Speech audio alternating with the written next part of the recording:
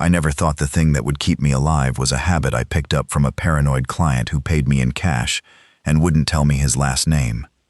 His name was Dale. That's all he'd give me, Dale.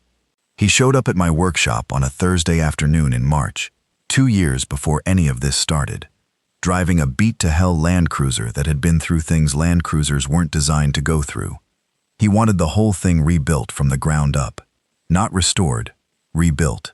His word. He had a list written on notebook paper, front and back, in handwriting so small, I had to hold it under my work light to read it. I remember thinking, okay, this guy's either very smart or very afraid of something. Turned out both can be true at the same time. I did the work. 6 weeks of it. I fabbed a custom skid plate, rerouted his fuel lines so they were protected by the frame, put in a secondary fuel tank that fed from a hidden filler behind the rear license plate, installed a dual battery system, snorkeled the air intake up to roof height, put run-flat inserts in all 4 tires, and built him a storage system in the back that could hold 3 months of dry goods without shifting. He paid me in cash each Friday. Exact amounts, no rounding up or down. And on the last day when he came to pick it up, he walked around it twice without saying anything, then shook my hand and said, "You're good at this." I told him thanks. It was interesting work. He said, "You should build one for yourself." I laughed. He didn't. 2 years later, I was glad I'd eventually stopped laughing. My name isn't important, and I'm not going to use it, because there's something about saying your own name out loud when you're this alone that feels wrong in a way I can't fully explain, like hearing a voice answer back. So I'll just say I'm 41 years old. I've been a wilderness mechanic for going on 16 years. I own a 2-acre property outside a small, unincorporated township in northern Wisconsin called Rudders Creek. And for the last 14 months or so, my home has been a heavily modified 2018 Ford Expedition that I spent 8 months building before I had any concrete reason to think I'd actually need to live in it. Dale's voice. I hear it sometimes. You should build one for yourself. I'm going to tell you what happened, in order, as best I can remember it. I'm not writing this down anywhere. No journal, no notebook, nothing that could get found and read and used against me. I'm saying it out loud, quietly, into the air of this truck. Because sometimes when things get too quiet and too dark and too much, the only thing that helps is hearing your own voice working through it. So, here's what happened. The first news reports I actually noticed were in late September, not early September, when apparently there were already rumblings in certain cities. Late September, when it started appearing on the radio stations I actually listened to. Agricultural reports, local FM, the county emergency services scanner I kept running in the workshop because it was background noise I liked. My nearest actual neighbor was 4 miles away. The radio was company. I was in the middle of something time-consuming and annoying when I first really heard it. I was rebuilding the front differential on a guy's old Bronco, lying on a creeper under it, and the local AM station that I never usually listened to cut in with something. Not a full emergency broadcast, just a newsreader whose voice was doing that thing where it's trying very hard to sound calm and mostly failing. Reports of violent incidents in several eastern Wisconsin cities. Hospitalized patients exhibiting severe neurological symptoms. Law enforcement asking residents of certain zip codes to shelter indoors as a precaution. I slid out from under the Bronco, wiped my hands on a rag, and stood there listening for about 30 seconds. Then I went back to the differential because I had a deadline and a client who called every day asking about his truck. I am not proud of the fact that I wrote it off. The thing is, in the shop, you hear a lot of news. Local, state, national. It cycles through, and most of it is noise. I'd heard reports of violent incidents before. I'd heard shelter-in-place orders before. There'd been a gas leak situation in a county over that had sounded pretty serious on the scanner, until it didn't. The human brain, or at least my human brain, is very good at calibrating toward probably fine when the alternative requires you to stop what you're doing and actually address something. I finished the differential that evening, ate leftover pasta standing at my kitchen counter, took a shower and went to bed, and thought about the differential, not the news report. 3 days passed, normal work days. I had the Bronco, a snowmobile engine that needed a complete overhaul, and a customer who wanted me to look at his generator. October came in cold, which isn't unusual up here. We get frost by the first week of October most years, and I'd already switched my personal vehicles over to winter tires in September. Then one morning I went to the gas station in Rudders Creek, which is the closest thing we have to a town center. It's a Shell station with a connected convenience store, a post office in a building the size of a garden shed, and a diner that closes at 2 in the afternoon. And the woman who ran the gas station, whose name was Phyllis and who had been running it for at least 30 years, was standing outside in a coat that was not heavy enough for the temperature and talking on her phone. Her face was the face of someone getting bad news. I filled up my tank, went inside. The TV above the coffee counter was on, which it usually wasn't at 9 in the morning. What I saw wasn't the news I'd heard 3 days ago. It had gotten worse. The footage was from Milwaukee, a hospital. The kind of footage where the camera is clearly being held by someone who is also trying to move quickly, and the image keeps jerking and refocusing. There were people in the parking structure of what the Chiron said was St. Mary's Hospital, and they were moving wrong. That's the only way I can put it. They moved like something had broken inside them, like the connection between the brain deciding to move and the body executing movement had a big delay in it, and also a lot of static. They were just going. Not toward anything in particular, just going, and then changing direction, and going again. The broadcast cut to a news anchor who looked like he'd been awake for 48 hours, and he was reading from something in front of him, and occasionally you could hear someone talking in his earpiece, and what he said was that the Wisconsin Department of Health Services was advising all residents of Milwaukee, Waukesha, and Racine counties to limit non-essential travel. I poured myself a coffee, paid Phyllis's daughter, who was working the register, and drove back to my workshop. Okay, so it wasn't probably fine. I want to be clear about something. I wasn't panicking. I don't panic easily. That's not a brag. It's just how I'm wired. And I think a lot of it comes from years of working on vehicles in wilderness situations, where if you panic, you make worse decisions than if you just slow down and think through the problem. I sat in my shop that morning with my coffee, and I thought through it. What I knew, something was happening in the southeast part of the state. It was spreading, or at least expanding in terms of media coverage. The footage I'd seen didn't look like a chemical spill, didn't look like a drug situation, didn't look like anything I had a clean category for. What I had, a property that was well stocked by habit, because the nearest grocery store was 40 minutes away, and I'd learned years ago to buy in bulk, a shop full of tools and fuel, a modified expedition that I'd been building for the past 8 months, on a sort of hobby basis, a side project, something to do with my hands when client work dried up. What I didn't have, any good reason to believe this was going to reach Rudders Creek in the next few days. I decided to take it seriously, but not urgently, which, in hindsight, was the right call. If I'd started urgently loading up that day, I would have done it sloppily. Instead, I spent the next 4 days finishing the Bronco, calling the client to pick it up, and systematically doing what I'd been meaning to do for 6 months anyway, which was finish the expedition. The expedition started life as a 2018 base model that I bought at auction for about $12,000 because it had frame damage from a rollover. The frame damage was fixable. I'd dealt with worse. I straightened it properly, had it checked by a frame shop over in Ashland to make sure my work held, and then started rebuilding the whole thing from the ground up. It was, at the end of those 4 days, something you could not buy at a dealership for any amount of money. 3-inch suspension lift with long travel coilovers, custom skid plates, front, mid, and transfer case, out of 1/4-inch steel plate that I'd cut and welded myself. The air intake was moved and extended up to hood height with a proper snorkel, so I could run the engine through water at least door deep without killing it.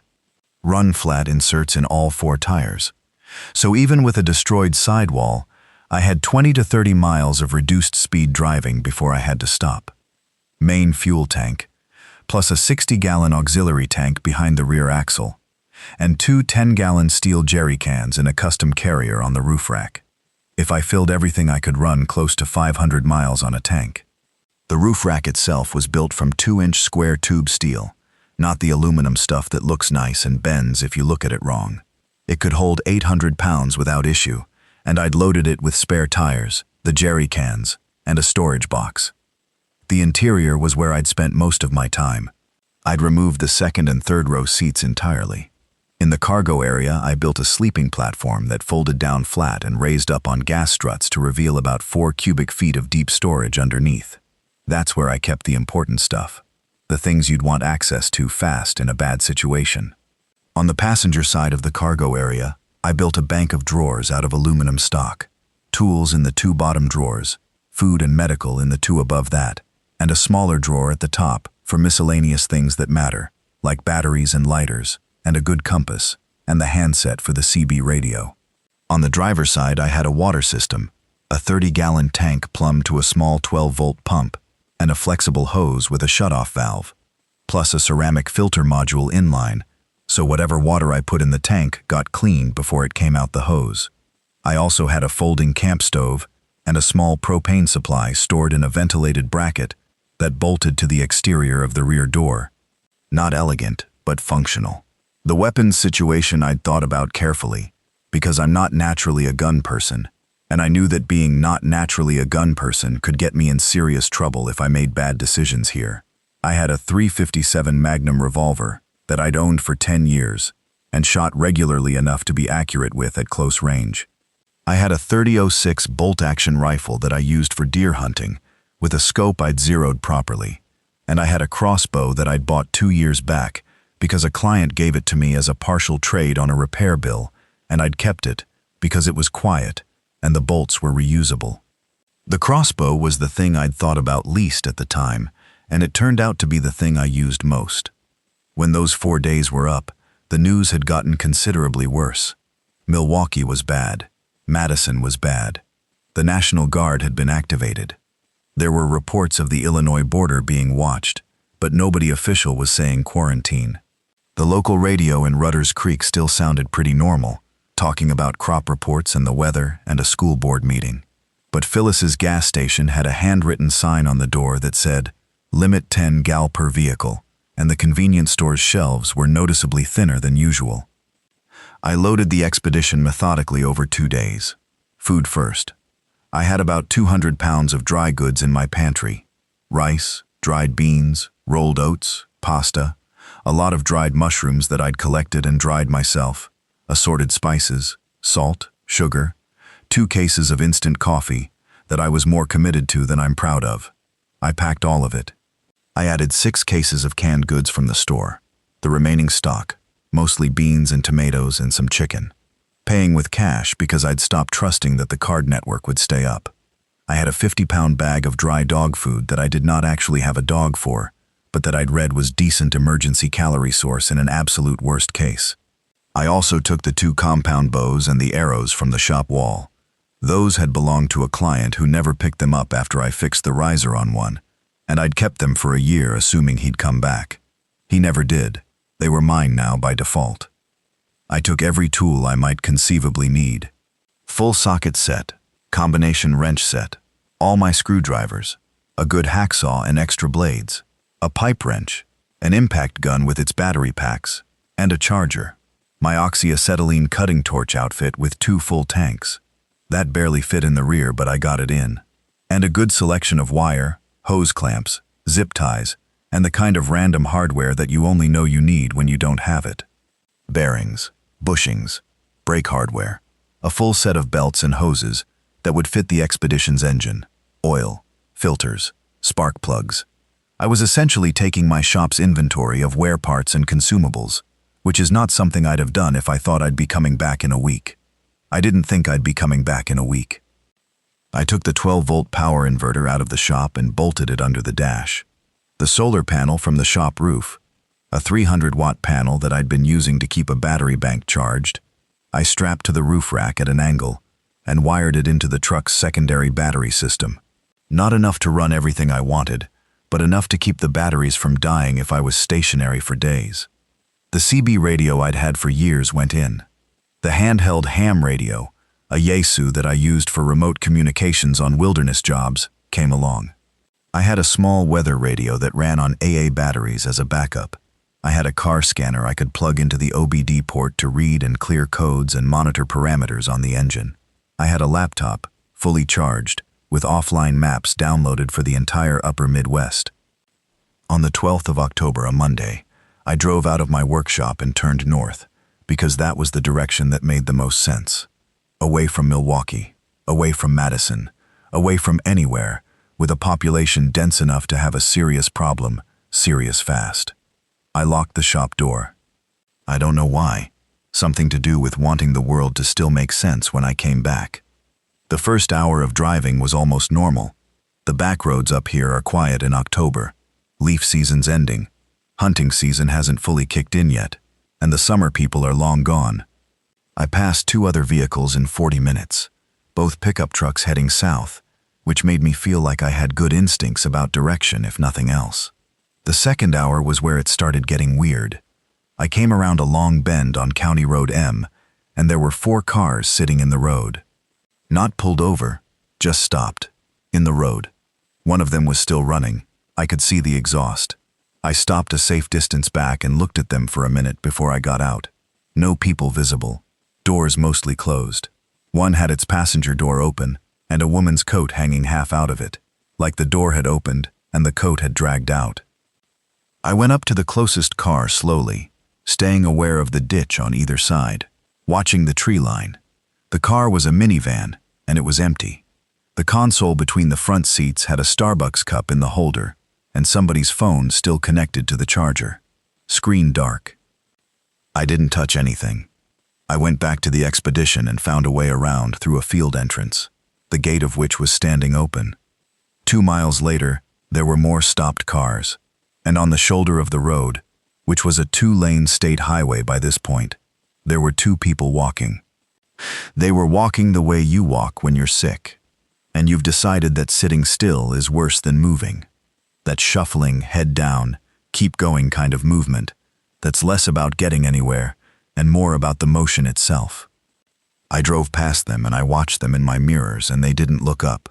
They were facing east, walking east, not toward the sound of my engine passing them. Both of them were barefoot, which was wrong. It was 42 degrees. I didn't stop. I know that sounds cold, and maybe it is. But what I'd seen on the TV at Phyllis's station was already suggesting to me that the people who needed the most help weren't going to be savable by one guy with a truck. And the people who looked like they needed help from a distance sometimes weren't what they looked like from a distance. I kept driving. By nightfall, I was somewhere in Price County, on a Forest Service road that the laptop maps showed connecting to a county highway 20 miles ahead. I'd picked up exactly 0 radio signal that made sense. The AM stations that were broadcasting were mostly static.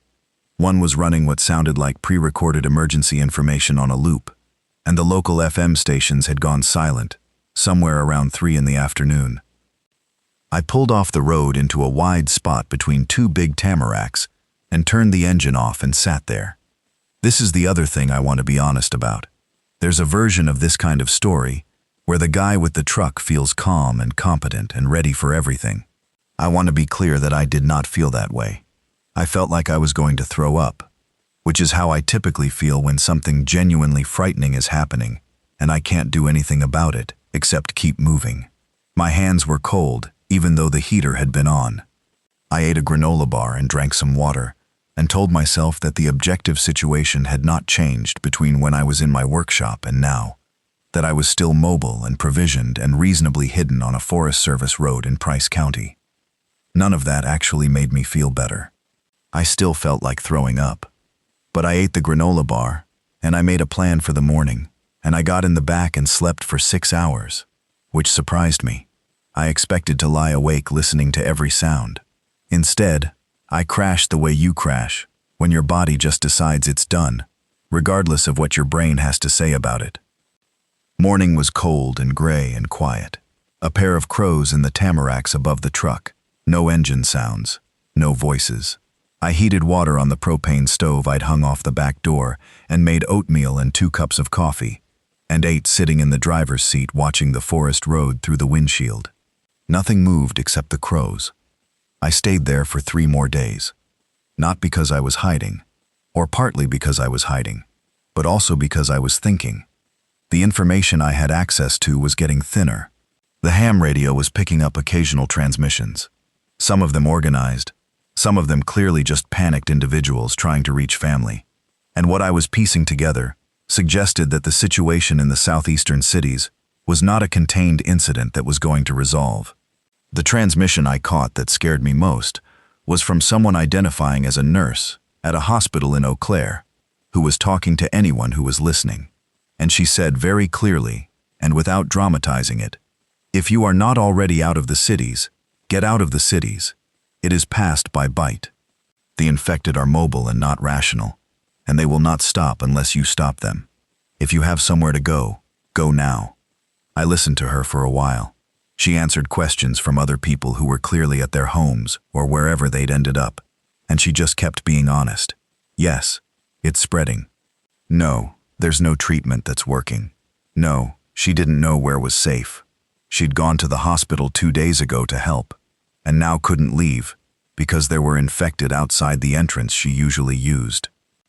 I heard that transmission at 2 in the morning, and I sat in my sleeping bag in the back of the expedition with the ham radio on the lowest volume setting, and I thought about Dale and his Land Cruiser and what he'd said to me 2 years ago.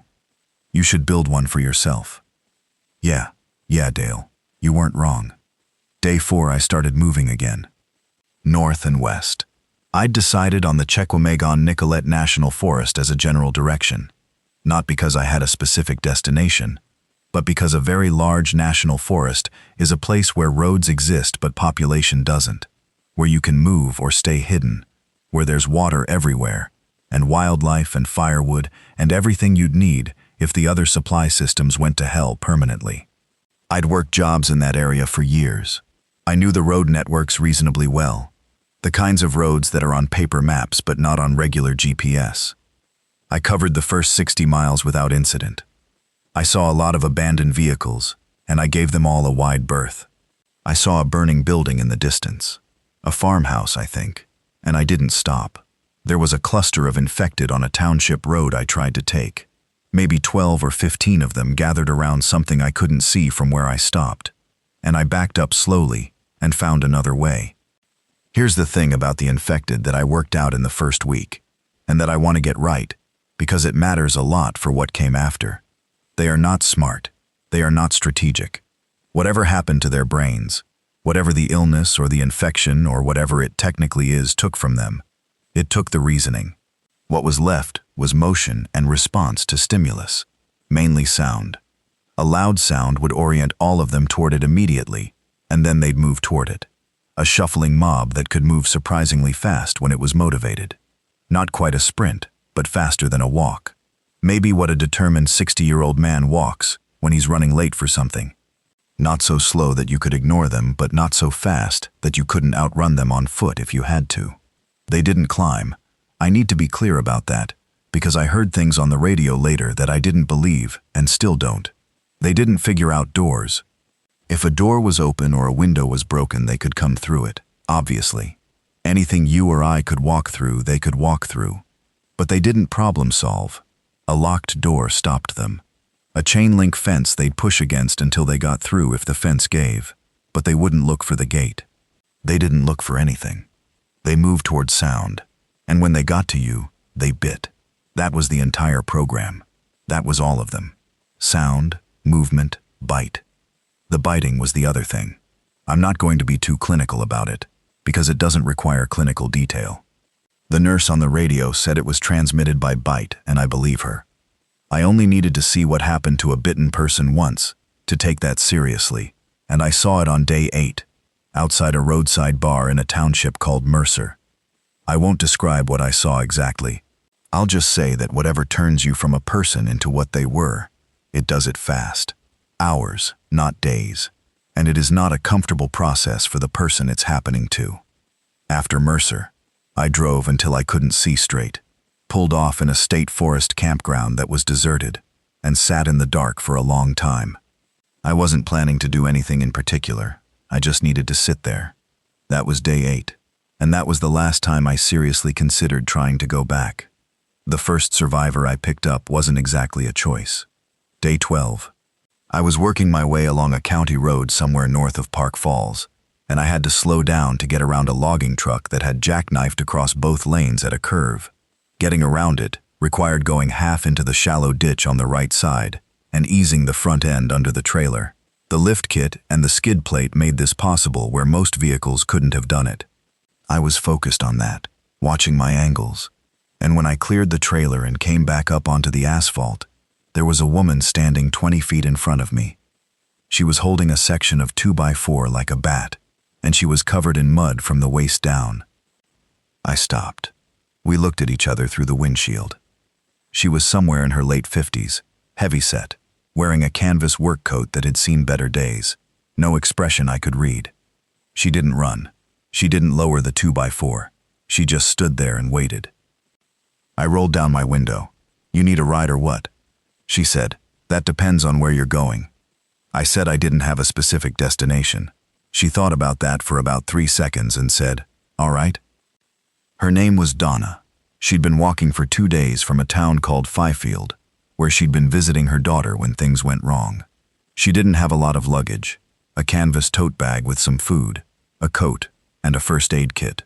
She was practical, to a degree I found immediately reassuring. She didn't cry in my truck. She didn't ask me to take her somewhere specific.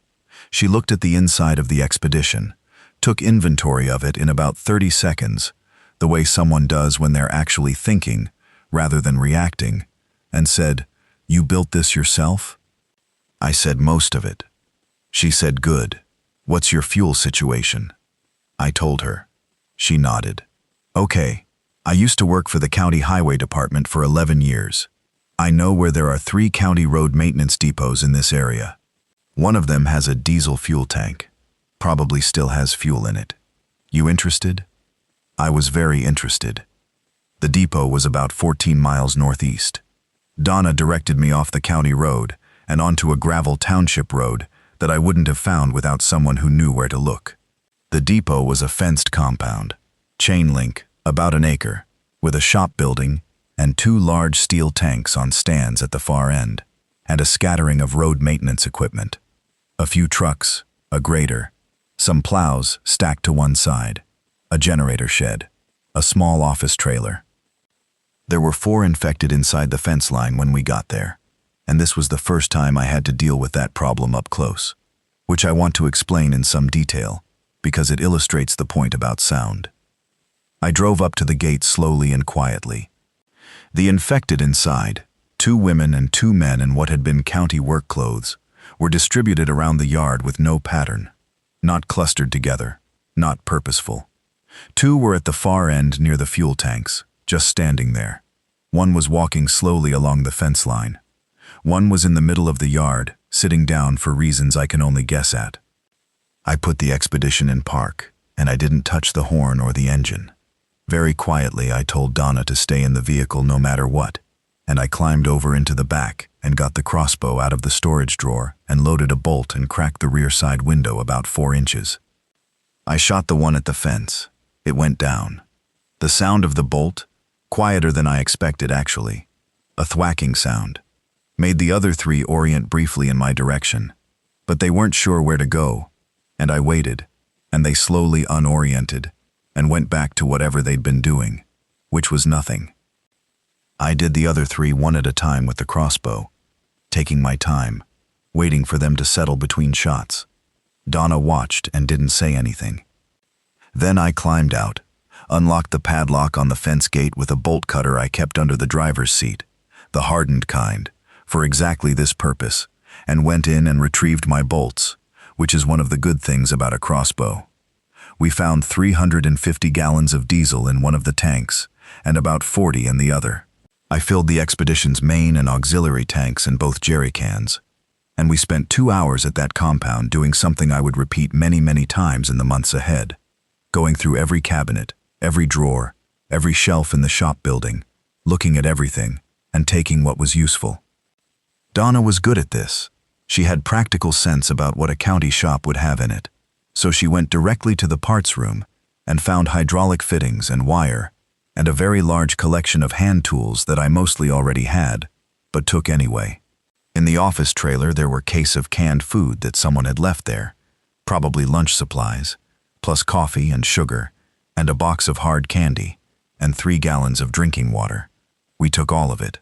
She also found a first aid kit that was much more complete than mine, including a good supply of butterfly closures and proper irrigation syringes, and a course of amoxicillin in a sealed pouch, the kind of thing county crews carry for remote injury situations, and a pair of genuine wilderness medicine gloves. I took all of it. I also found, in the back of the parts room, a hand-operated fuel pump on a long hose, the kind designed to pump from a tank that doesn't have a power pump on it. That single piece of equipment probably extended my operational range by months. With it, I could siphon diesel from any tank I found, even if the power was out. We left the compound in the late afternoon, and I drove north for another hour before finding a place to stop that I liked. A snowmobile trail access parking lot, set back from the road, surrounded on 3 sides by trees, with good sight lines down the access road. I made dinner on the propane stove, rice and canned beans with some spices from the bag. Not great, but solid calories. Donna ate without complaining, which I respected. We slept in the truck with me in the back on the sleeping platform, and Donna reclined in the front passenger seat with her coat over her. I woke up twice in the night to sounds, and both times it was nothing. Once a deer, once wind. By the 3rd week of this kind of sleeping, I'd stopped waking up for sounds at all, which is maybe adaptation, or maybe I just got tired enough. The second survivor showed up on day 16, and he was considerably more complicated. I found Pete outside what had been a bait shop on a small lake, hiding in a pontoon boat that was beached on the shore about 30 yards from the shop building. He was 24 years old, and he'd been in that pontoon boat for 4 days, which explained several things about his condition. He'd been on a fishing trip with his father and a family friend when everything went wrong. And the fishing trip part of his story I believed, but the got separated from the others part, I couldn't quite connect properly, and I think the pieces he was leaving out were things he didn't want to say yet. He was thin and scared and cold, but he wasn't injured. When he saw the truck, he came off the boat so fast, he nearly fell into the lake, and Donna saw him before I did and told me to stop. He got in the back. He smelled bad. I didn't say anything about it. Donna asked him if he'd been bitten. He said no. She told him to show her his arms and neck anyway, because she was that kind of practical, and he did, and there was nothing there.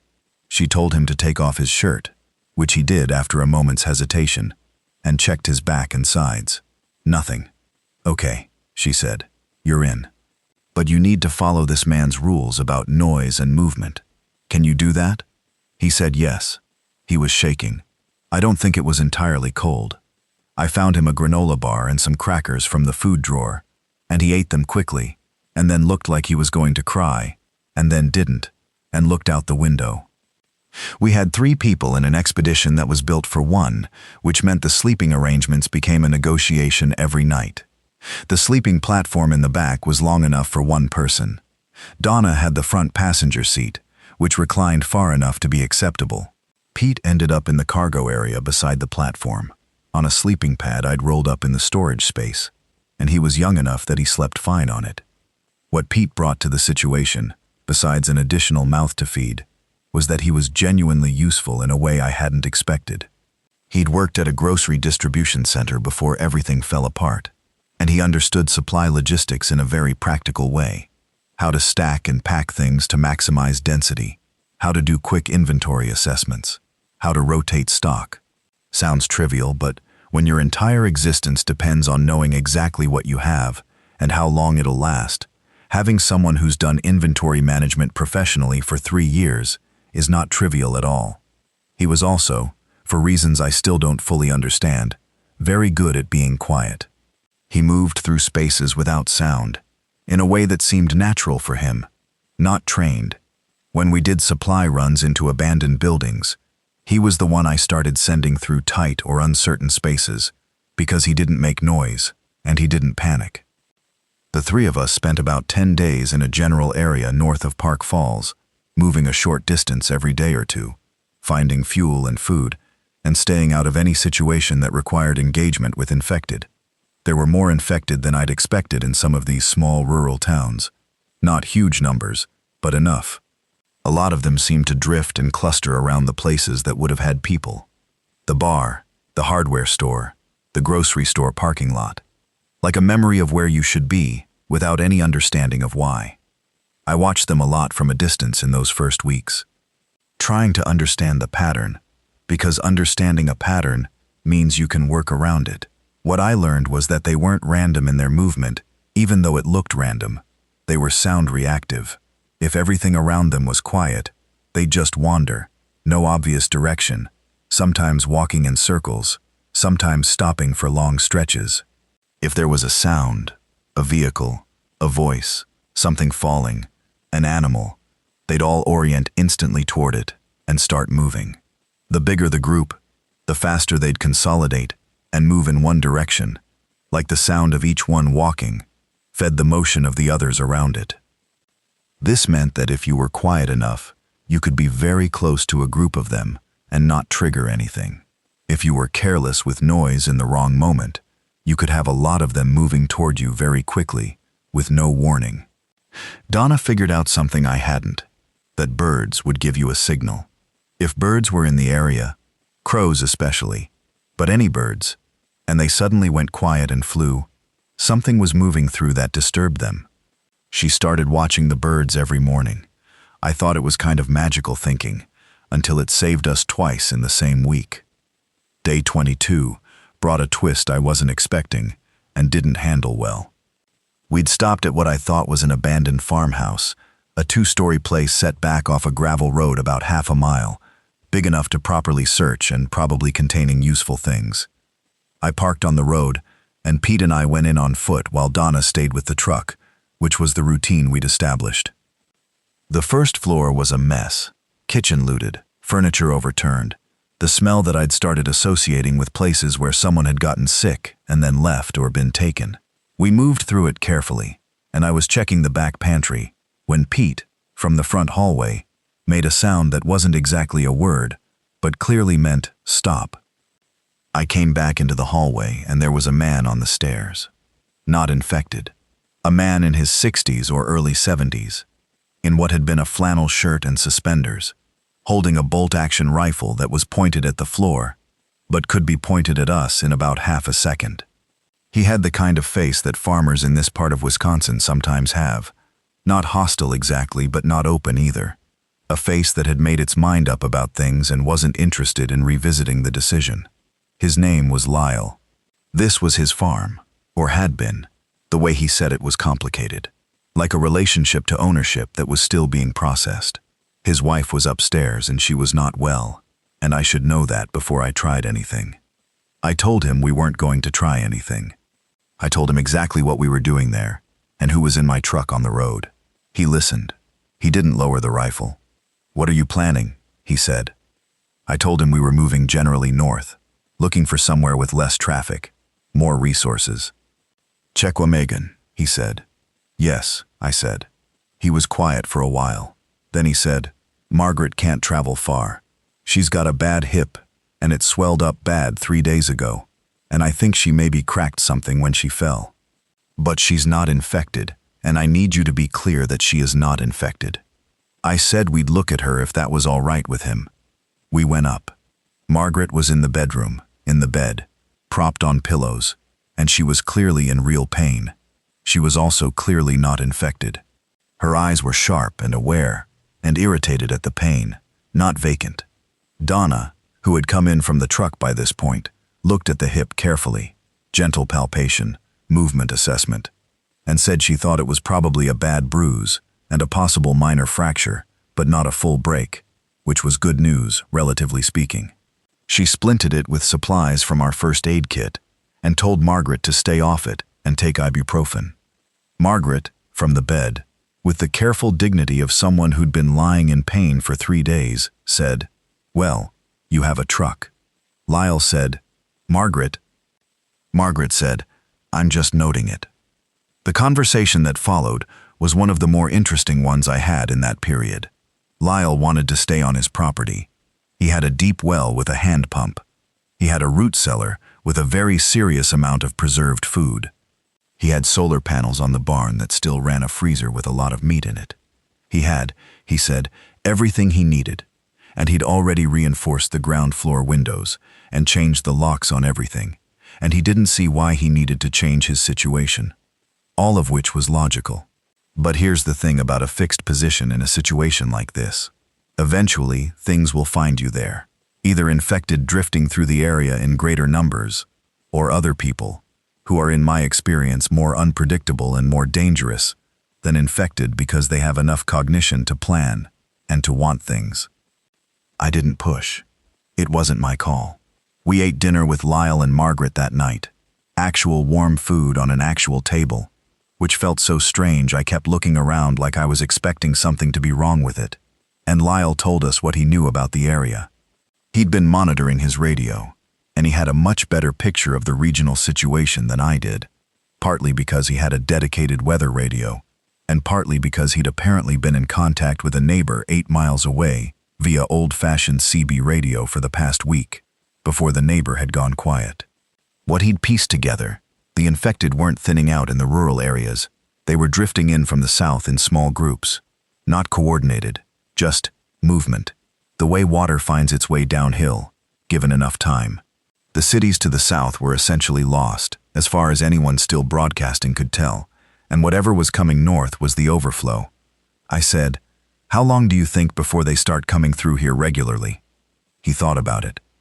"Weeks, maybe a month. And your fortifications." "I know." He drank his coffee. "I know it's not enough. I'm not stupid. I'm not saying you're stupid. No, I know what you're saying." We slept in the house that night, real beds, and in the morning Lyle had made a decision. He and Margaret would come. Margaret was fitted into the front passenger seat, which reclined the farthest and was the most comfortable position for a painful hip. Lyle sat with Pete in the back. Their contribution to the group, everything from the root cellar that we could fit, the solar equipment, a good chunk of which I was able to remove and carry in a few hours of work, and 2 rifles, one of which was a nice lever-action 45-70 that I genuinely appreciated having.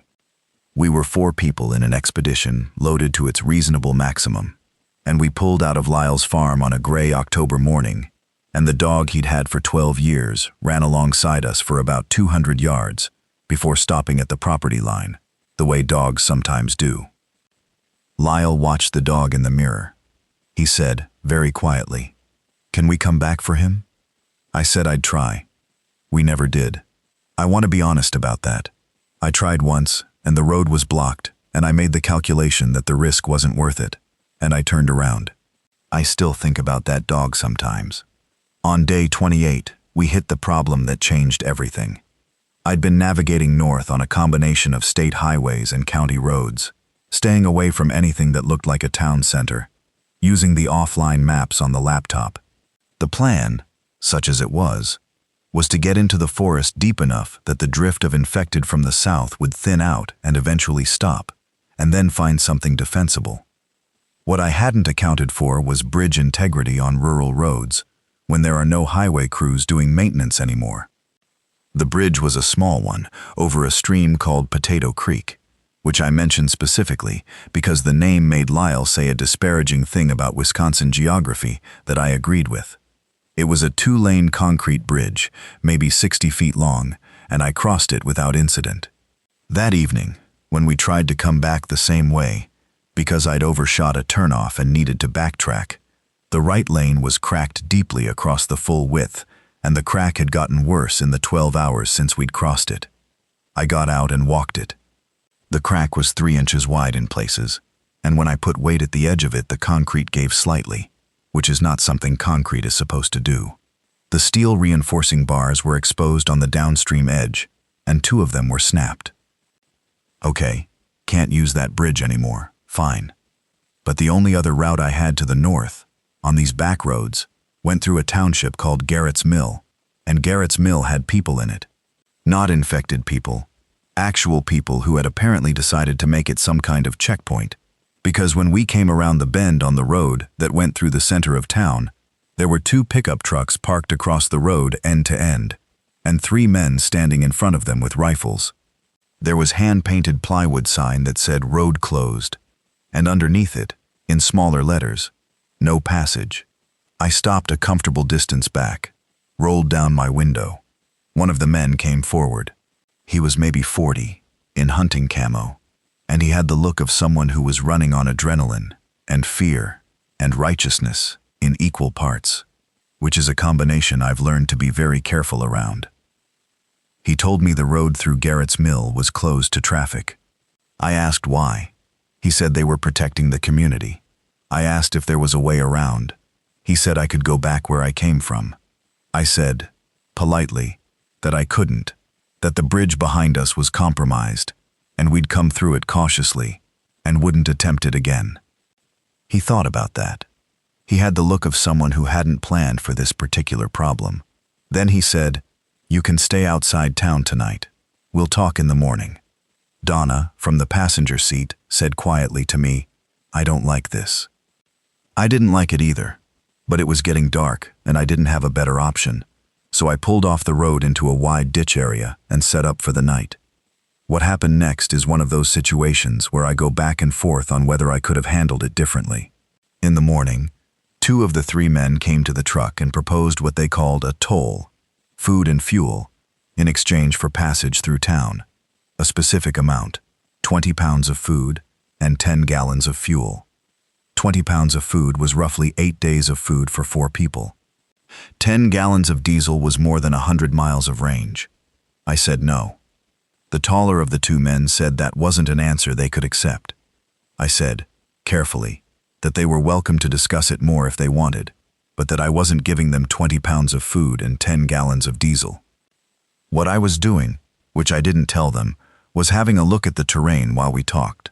The ditch we were parked in connected to a farm lane about 100 yards north. The farm lane crossed a field that my map showed, connecting to a different township road.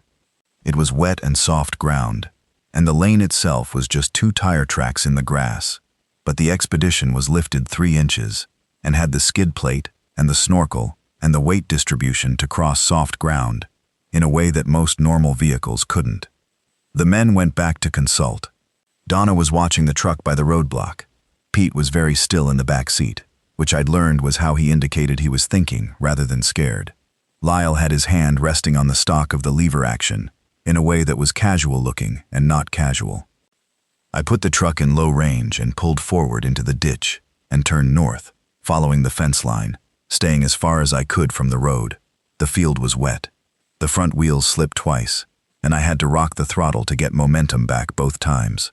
We came through the farm lane at about 5 miles per hour, with the bottom of the rocker panels dragging slightly in one particularly soft spot, and I heard a shout from the direction of the roadblock, and then we were through the farm and onto the other township road, and I put it back in 2-wheel drive and accelerated.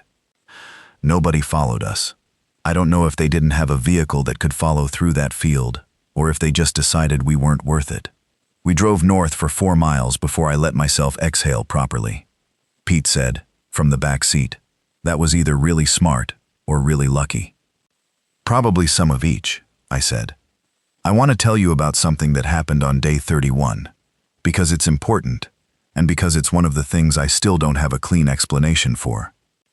We'd found a county road maintenance compound about 15 miles north of the Garrett's Mill situation, at a crossroads in an area with nothing else for miles in any direction. Old compound. Not big, about 2 acres fenced, with a corrugated metal shop building, a small office break room attached to the shop, a large gravel storage yard with some sand and salt piles, 2 steel storage containers that turned out to have equipment in them, and the remains of a salt spreader that had clearly broken down in the spring and been waiting for someone to fix it. I drove around it twice before stopping. It had 1 gate, padlocked, cut that. 1 building with windows I could see into. Clear, no movement. 3 or 4 dead infected in the yard, which meant people had been here at some point and something had gone wrong. Nothing current moving. I decided we'd check it and maybe stay the night. What I found in the back of the shop building was the weird thing. The shop had a small office area partitioned off with plywood and drywall, with a window looking into the main shop floor. Normal county facility stuff, Desk, filing cabinet, coffee maker, whiteboard with winter maintenance schedules still written on it. But on the desk there was a small battery-powered lantern, turned off, and next to it a CB radio handset, and next to that a legal pad with handwriting on it. Recent handwriting. Not from months ago. The ink was still black and the edges of the paper weren't yellowed. The handwriting said, at the top, "Listen on Sech, 19 AT 0600 and 180600. Below that was a list of what appeared to be food inventory, quantities of canned goods, amounts of water, number of fuel gallons. Below that was a short note, "Southeast approach will flood when snow melts. Don't use County Road M in spring." That was it. No name, no date beyond what I could infer from the paper quality. Someone had been here.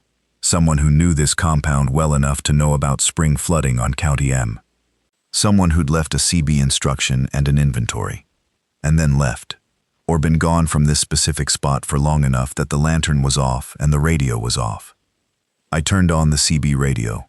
Old unit, battery-powered. Turned to channel 19. Nothing but static and one carrier signal that was constant on and unmodulated, which usually means someone left a transmitter key pressed down and it's just sitting there broadcasting noise. I tried transmitting, said who I was, where I was, asked if anyone was listening. No response. We stayed the night anyway, and the next night, and by the fourth night we'd moved most of our supplies in from the truck and started seriously considering whether this was the place. But first, there's the thing I need to tell you about. The weird thing. On the third night, late, I was on the roof of the shop building. I'd gotten up there by climbing the fixed ladder on the back wall, which the county had put there for ice dam maintenance. I was up there because sleep had stopped working, and sometimes looking at a big sky helps. I had the compound lit by exactly nothing, total dark except starlight, because any light at all was a signal you didn't want to send. And from the southeast, on County Road M, I heard something. Not infected, not a vehicle, something rhythmic.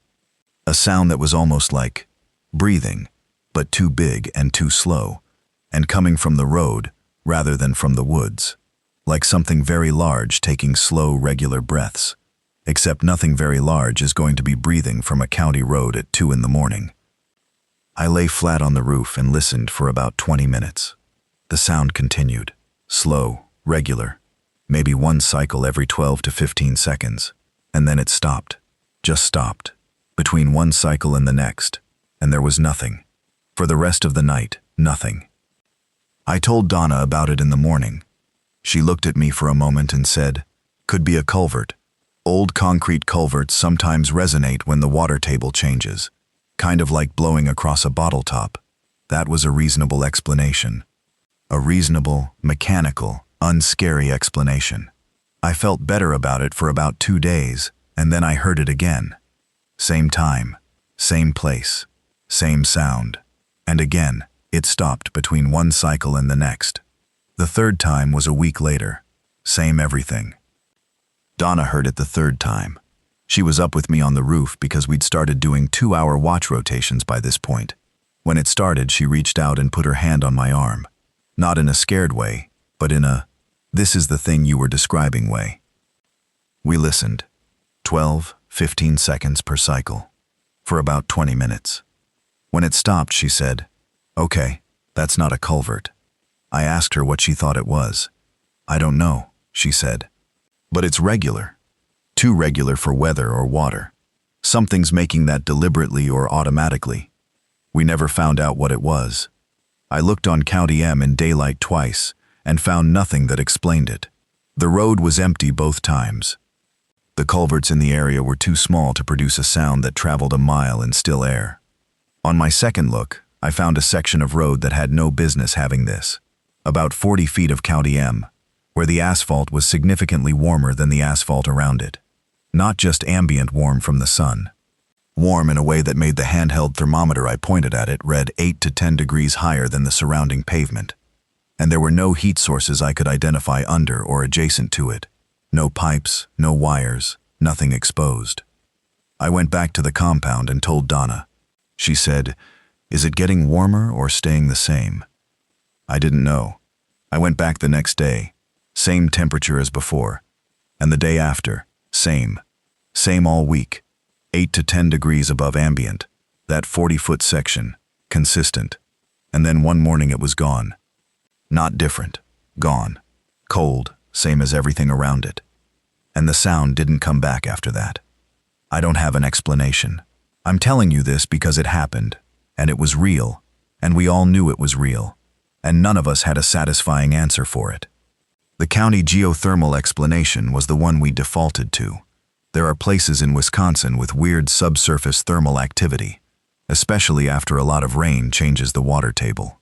That's probably what it was. Probably. I don't fully believe that. I don't fully disbelieve it. I just know what I heard and what the thermometer read, and that it stopped. We moved on. Let me tell you about how we actually ran the compound, because I think that's where the story lives in the middle months, and I don't want to skip it. I decided to commit to the compound on day 35. The decision wasn't one big dramatic moment. It was just doing the math. We had a fenced area that was defensible. We had a building that was lockable, insulated, and had a wood stove. We had proximity to water. There was a pond about a quarter-mile east that Donna said looked spring-fed. We had the generator from the shop and enough diesel to run it sparingly. We had the supplies we'd brought, plus whatever we could find in the area. And we had 4 people with different skills that actually complemented each other, when I thought about it honestly. The alternative was to keep moving, which cost fuel and increased our exposure, and produced no new resources. We stayed. The first 2 weeks of staying were almost entirely about the fortification. The fence was chain link, 8 feet high, which stops a casual walker but won't stop a determined push from a group of infected. What I did was add a second horizontal rail along the top with sharpened fence stakes pointed out at an angle, the kind of thing that makes it very uncomfortable to try to push against the top of the fence. On the gate, which was the weak point, I hung the 2 heaviest steel sections I could fabricate from the scrap in the storage containers and added a drop bar on the inside. The shop building was better than I'd expected. The walls were metal studs and steel cladding on the exterior, concrete floor, and the structure was sound. The windows were my concern. 2 of them in the office section. Single pane, old. I removed the glass from both and replaced it with expanded steel mesh from a roll I found in one of the containers, fixed with self-tapping screws. Not beautiful, but the mesh let in light and air and stopped anything that would try to push through. On the shop floor there were 3 large roll-up doors, and I welded angle iron braces across the inside of each one and padlocked them through the frame. They would not roll up again without me removing the welds, but we weren't planning to use the shop floor as a vehicle entrance. The solar panel from Lyle's farm, plus a second one I found in the equipment container that was still in its manufacturer's box, apparently purchased for a job and never installed, went on the south-facing side of the metal roof. Wired them to 2 deep-cycle batteries I'd pulled from a boat trailer that was parked in the yard, which gave us enough power to run LED lights inside, charge devices, and run the water pump I'd rigged to pull from the pond through a garden hose I extended along the property. The filter module from the expedition went in line. We had running water at a slow flow rate, filtered and clean. Lyle set up the wood stove because he knew more about that than any of the rest of us. He found the shop had a chimney hole already. There'd been a stove there at some point and it had been removed, and he built the stove platform himself from bricks that were in the storage yard, leftovers from some road project.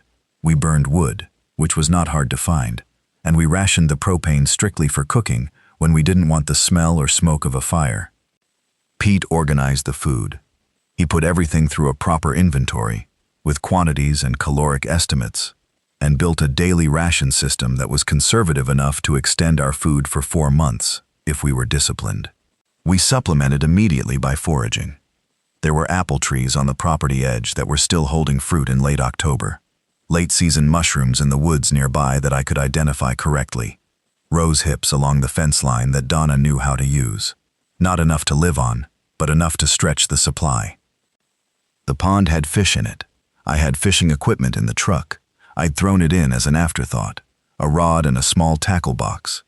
And after the first ice of the year that we didn't attempt ice fishing, Donna found an old ice fishing setup in the shop that someone had left, and we used that. We caught perch and the occasional bass through the ice. It wasn't a lot, but it added protein, and it was something to do that had a payoff. Hunting was a consideration I went back and forth on. We had the rifles, and there was clearly deer in the area. The problem was sound. A rifle shot in a quiet area would carry for a long time, and we'd seen enough evidence by this point that drifting infected would converge on sound if there was enough of it. Lyle and I talked about it a lot. He'd been a serious deer hunter for most of his adult life, and he was pretty confident about his accuracy with the dozellage. 45 to 70, at ranges under 200 yards. What we worked out was, we did it once a week, on a day that was windy enough to scatter sound, and only if we'd checked the road and fence line in the preceding 2 hours and found it clear. We shot one animal per outing, no more, and we did all our field dressing a mile from the compound. Over the first 3 months of that routine, we took 11 deer and 2 turkeys, and 1 feral pig that wandered onto the property at night, that Lyle shot through the mesh window with a Turk. .22 pistol he had in his coat pocket that I'd had no idea about. I asked him about the .22 pistol later. I carry it for snakes, he said. I said, Lyle, we're in Wisconsin. He said, and I haven't been bitten by a snake in 52 years. I had to give him that one. The routine settled after about 3 weeks, and I want to describe it, because the routine is what kept us sane, which is maybe the thing people who haven't survived a long period of confinement and danger don't fully understand. The danger is something you adjust to. The uncertainty is something you adjust to. The thing you can't adjust to is the absence of structure, because structure is what gives a day a shape, and without a shape, a day becomes just a stretch of dread. Morning. I got up before the others, about an hour before light. I checked the compound perimeter in the dark, walking the fence line inside the wire with a flashlight that I kept covered except for occasional quick checks. This took 20 minutes. I never found anything in those checks that wasn't there the night before, but I did it anyway, every day, and I would have caught something eventually if something had been there to catch. Then I started water heating for coffee and oatmeal. On a good day, there was enough wood left from the night before in the stove to get a quick fire going. On a cold day, I used the propane and felt guilty about it. After breakfast, whatever the work list was. I always had a work list. Some of it was maintenance on the compound. The fence sections needed checking. The roof had a slow leak I fought with for 3 weeks. The generator needed regular oil changes. The pond intake needed clearing of debris when the water got low under the ice. Some of it was work on the expedition, which I kept running and ready for movement at all times, checking the fluids and tires and battery state even when we weren't going anywhere. Some of it was supply runs in the truck, which Pete and I did together, going out 2 to 3 times a week into the surrounding area and spending 4 to 5 hours in a radius of about 30 miles, looking for anything useful. Supply runs were where the situation was most dynamic. Things were changing out there in ways that were slow and cumulative. The infected were still present, but their distribution was shifting. In some areas they seemed to be thinning out, in others concentrating. I could never work out why. A town we'd checked in November and found 12 infected might have 40 in it by December. No clear reason. The inverse happened too. A crossroads we'd been avoiding because of numbers would sometimes clear out, and we'd go in and find nothing. The other thing that was changing was the condition of the buildings we went through. In October and November, a building that had been abandoned 2 to 3 weeks was still basically usable. By January, unheated structures in a Wisconsin winter were starting to have water damage from burst pipes, frost heave, things freezing and expanding in walls. Some things were fine: canned goods, sealed dry goods, hardware, tools, fuel. But other things were degrading fast. We prioritized anything that could freeze and ruin itself. Pete and I found a whole hardware store in a town called Lorraine, about 18 miles from the compound, that had apparently been completely missed by anyone looking. Not because it was hidden. It was right on the main road through town. But because the infected we saw in Lorraine were concentrated near the grocery store at the other end of Main Street, and most people would have driven toward the grocery store first. We went to the hardware store. Went in through a back window Pete found unlocked, and spent 4 hours going through it systematically. Generator parts, extension cords, chainsaw chains, a full case of motor oil, PVC fittings, electrical wire, 3 rolls of poly sheeting, a good stock of fasteners, wood stove gasket material, which I'd been wanting since the stove in the shop started leaking smoke at the door seals, 2 propane torches and a dozen cylinders, a first aid restock, and, in a locked cabinet that Pete pried open, 3 boxes of Tompermini, 30-06, ammunition that exactly matched my rifle. We came back that afternoon loaded so heavily, the expedition rode visibly lower in the rear, and I drove slower because of it. Donna, watching us unload, said, "Hardware store." Pete said, "How did you know?" She said, "Because you're both happy." Month 2 was when the group dynamics got complicated. It wasn't anyone doing anything wrong, exactly. It's more that 4 people living in a small space under sustained stress and uncertainty will eventually run out of easy topics and start having the conversations that they'd been putting off. And some of those conversations are not comfortable. Lyle's situation with Margaret was the one I worried about the most. Margaret was getting better. The hip was healing, slowly, and she was able to walk short distances by the end of the first month. But the process was painful, and her temper got sharp when she was in pain, and sometimes it came out sideways at people who were just trying to help.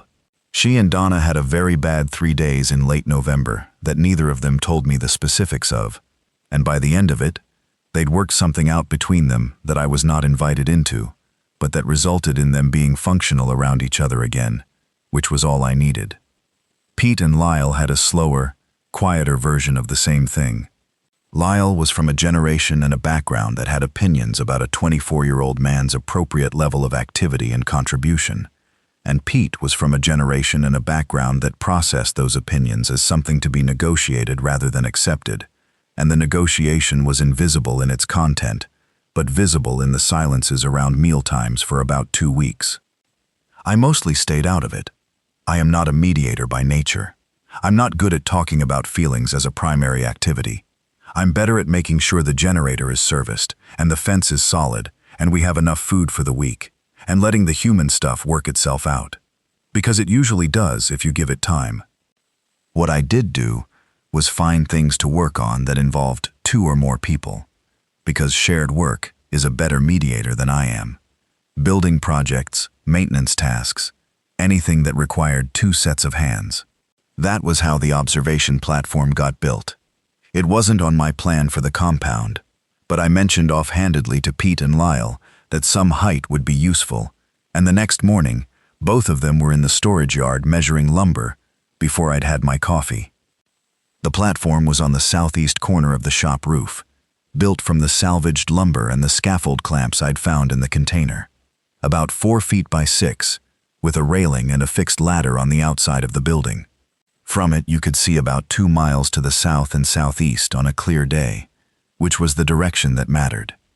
We took turns up there for a couple hours each day, just watching. Nothing much happened for weeks, and then occasionally something would appear on the road to the south. A vehicle once, which we watched very carefully, and which passed without stopping.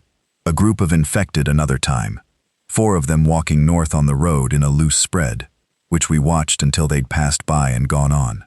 We noted everything in a log Donna kept. The vehicle was the more interesting event. It was a pickup truck, moving north at a speed that suggested a driver who was being careful about fuel. It had supplies in the bed.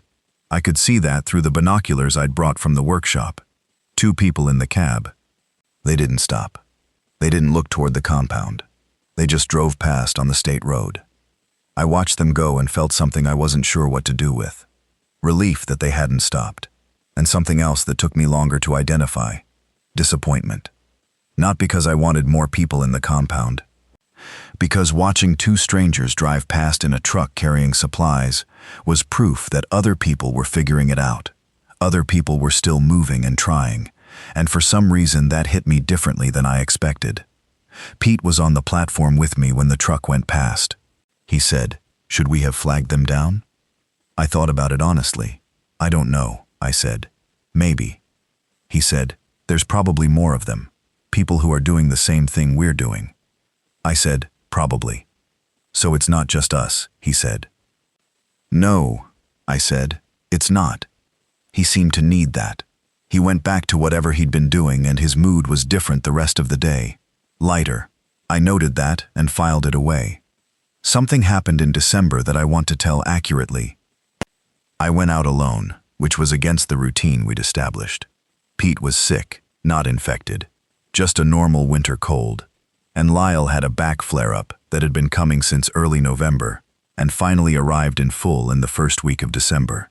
Margaret was still limited. Donna was running the morning, and I needed to check a site we'd identified on the maps as a possible fuel source.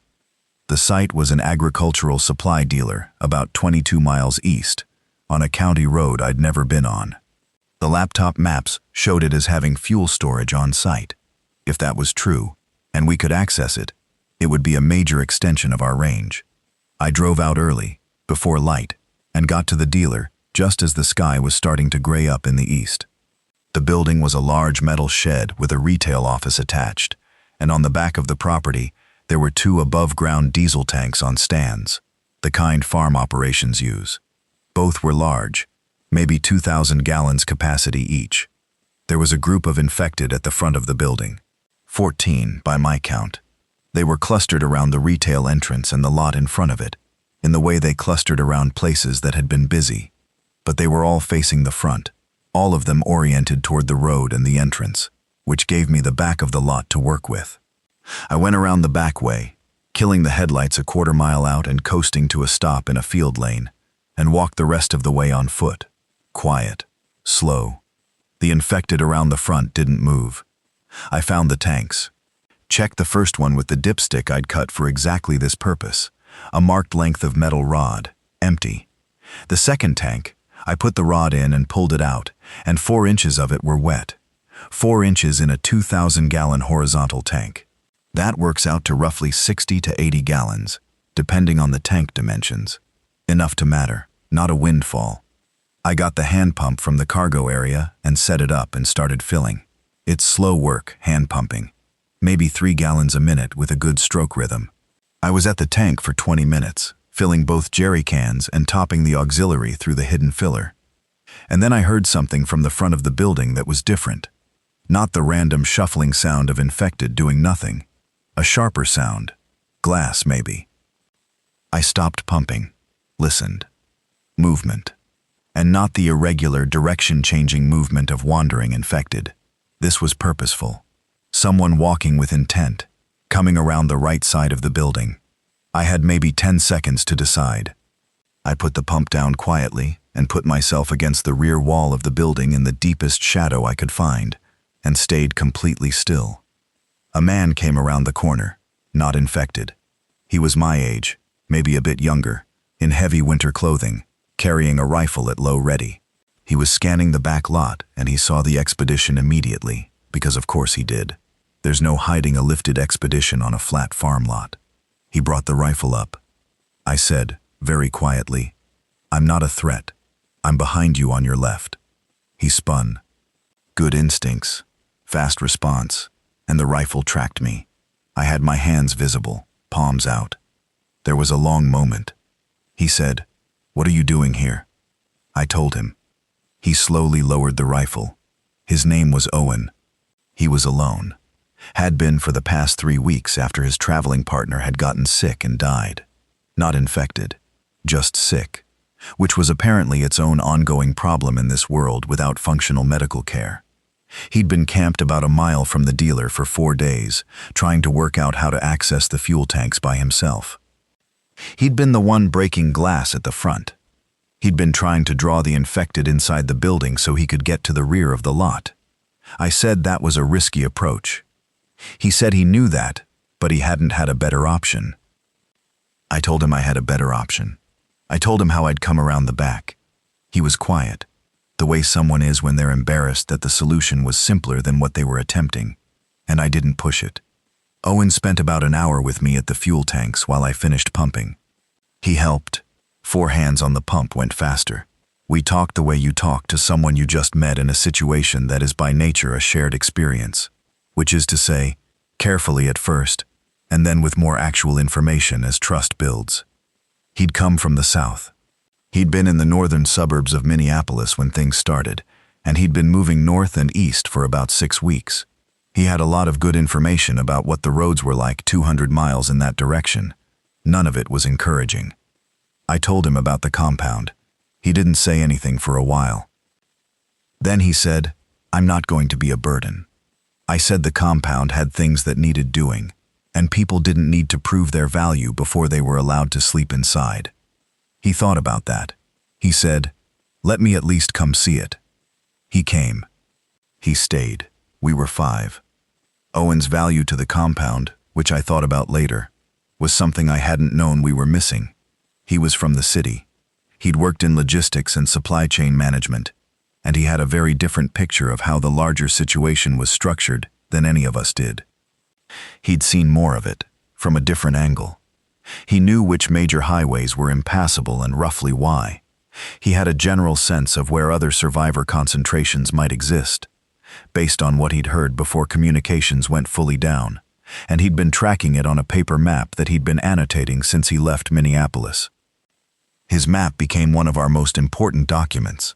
We spread it on the workbench in the shop and spent a long evening going through it together, all 5 of us, plus Margaret, who could sit up at the bench now, and it changed our picture of the situation significantly.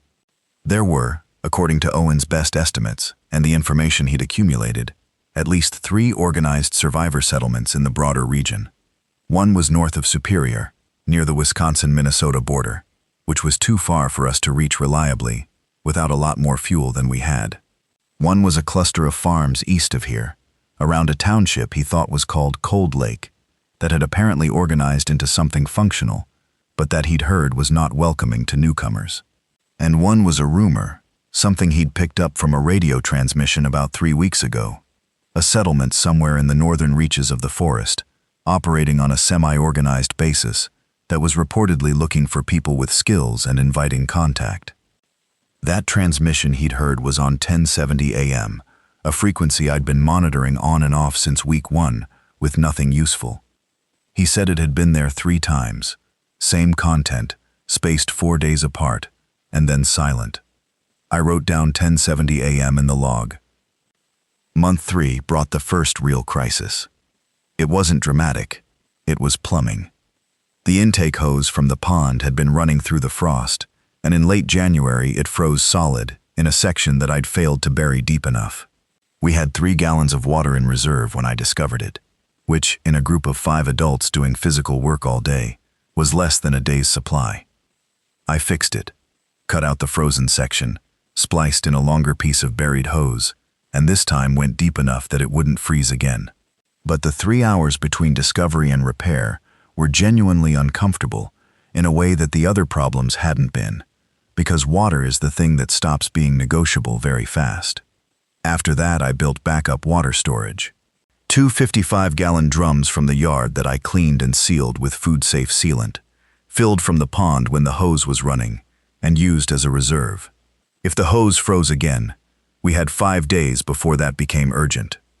I also, after the plumbing incident, sat down with my supply inventory and did something I'd been avoiding, which was calculate how long we could realistically stay at the compound given our fuel situation. The answer was not forever. We were burning diesel in the generator, sparingly, but burning it. Every supply run used fuel. The solar covered our basic electrical needs, but it didn't cover the generator, and it didn't cover the truck, and it didn't cover any heating beyond the wood stove. We had enough diesel for approximately another 3 months of the current usage rate, and then we were done. 3 months. That was February, March, and April. By May, we either had a new fuel source or we had a problem. I shared this with the group. Donna said, "So we either find more fuel locally or we move." Owen said, "The transmission I heard about the settlement north, they were talking about having infrastructure. Fuel might be part of that." Lyle said, "Might." We left it there for the time being, because 3 months was not a crisis yet, and there were things closer to handle. But I started planning seriously for the possibility of a long movement north, mapping routes, identifying potential fuel stops, thinking about what we'd need to carry versus what we'd have to find. Pete, who'd been quiet through most of this discussion, said, "If we're moving, we should go before the thaw. After the thaw, these roads are going to be soft mud, and the snowmelt's going to have a lot of the low points flooded." He was right. He'd grown up in a rural area in Minnesota, and he knew exactly what spring mud season looks like on secondary roads, and what it does to vehicles that aren't prepared for it. I'd known it too, but I'd been thinking about it abstractly. He'd been thinking about it concretely. "Okay," I said. "March. If we go in early March while the ground's still frozen." Nobody disagreed. The hardest week happened in February. I want to tell it straight. Margaret had been recovering well. The hip was close to fully healed, and she was walking mostly normally, compensating slightly but not badly. Then she had a fall. She was coming down the fixed ladder from the platform on the shop roof. I'd been trying to convince her not to use it yet, that her balance and hip strength weren't there yet. And she slipped on the second-to-last rung and went down hard on the concrete yard. She broke the same hip, worse this time. You could see it in the angle of the leg and hear it in the sound she made when it happened, and you don't forget either of those things. We got her inside and onto the sleeping platform, which we'd moved into the office area by then to give Margaret and Lyle better sleeping conditions. Donna did what she could. Pain management was the problem. We had ibuprofen, and we had acetaminophen, and we had one thing more, which was a prescription bottle of Percocet that Owen had found in a house during a supply run, and that I'd kept without talking about openly, in the medical supplies, for exactly this kind of situation. Donna administered it carefully, on a schedule, the way you do when you have a finite supply and no refill option.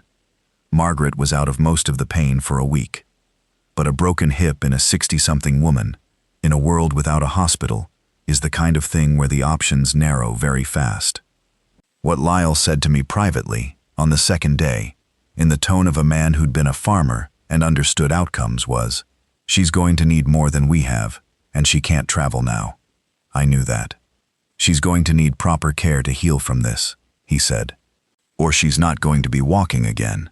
And if she's not walking, she can't be moved. And if she can't be moved..." He stopped. I said, "One problem at a time." That's a thing I say a lot. I'm aware it can sound dismissive. I don't mean it that way. I mean that when there are multiple impossible problems, picking the closest one and solving it is the only functional approach. The closest problem was pain management. The second closest was keeping the hip immobilized correctly so it had any chance of healing. Donna improvised a more serious splint from PVC pipe and foam padding and secured it with ace bandages, and Lyle sat with Margaret most of each day. She was not complaining, which I respected, and which Lyle told me, quietly, was how she handled things she thought were serious. The week was very quiet. Pete cooked. Owen and I did the supply runs. Donna monitored Margaret and did the medical things she knew how to do. We didn't talk much beyond what was necessary. At the end of the week, Margaret was stable.